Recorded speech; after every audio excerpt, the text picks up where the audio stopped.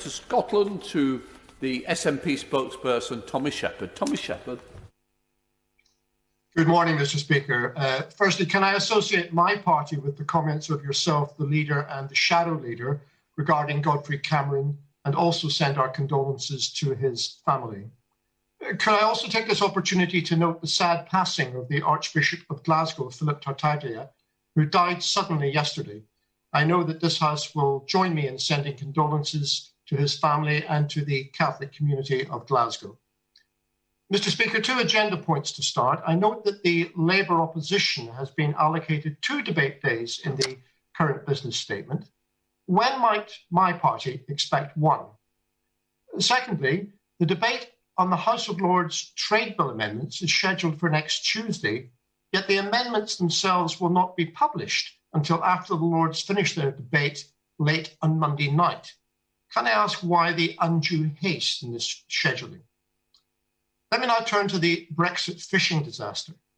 Boats confined to harbour, lorry loads of seafood destroyed, the industry losing 1 million a day as firms go bust, all as a result of Brexit red tape imposed by this government. Yet when asked about this yesterday, the Prime Minister refused to answer. And when asked this morning how long this would last, the government minister contemptuously replied, "How long is a piece of string?" When can we have a debate about compensation for the Scottish seafood industry for the havoc that has been wreaked upon it by this Conservative government? And with the select committee which oversees our relationship with the European Union being scrapped, what parliamentary mechanism will replace it? Finally, Mr. Speaker, let me turn to the question the Prime Minister refuses to answer. Can we have a debate on what democratic mechanism is available to the people of Scotland if they wish to change the way in which they are governed?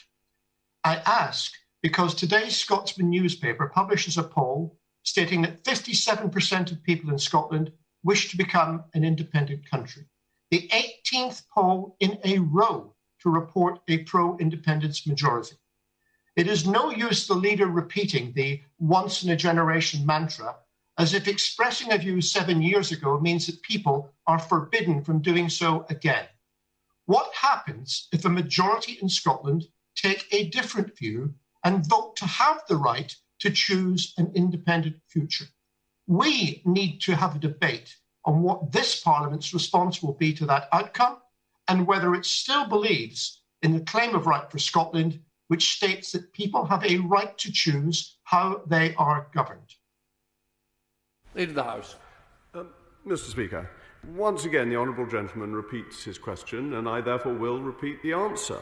That it's very clear the people of Scotland made their views clear in a vote in 2014, which was said to be a generational vote. That was the democratic mechanism that they had. That was the democratic mechanism that was used. That was the democratic mechanism that was accepted by the SNP at the time. And it is interesting, isn't it, Mr. Speaker, what's going on in the SNP?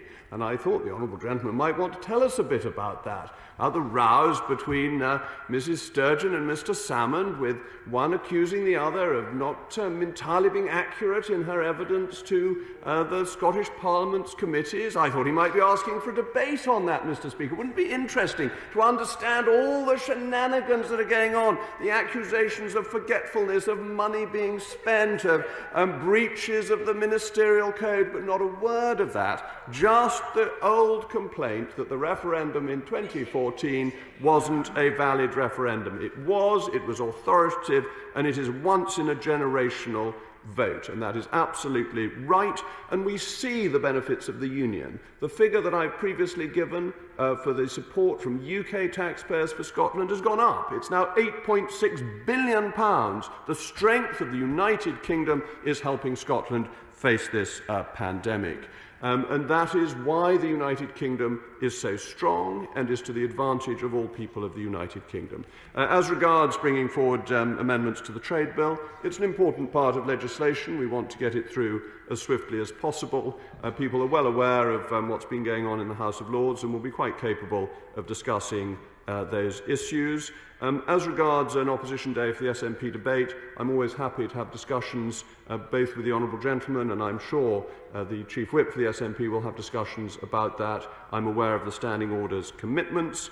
The fishing issue was covered a moment ago by my right honourable friend, the Secretary of State for Environment, Food and Rural Affairs, and perhaps the honourable gentleman should have tuned into that debate rather than bringing it up at business questions. But what is happening is that the government is tackling this issue, is dealing with it as quickly as possible, and the key is we've got our fish back. They're now British fish, and they're better and happier fish for it.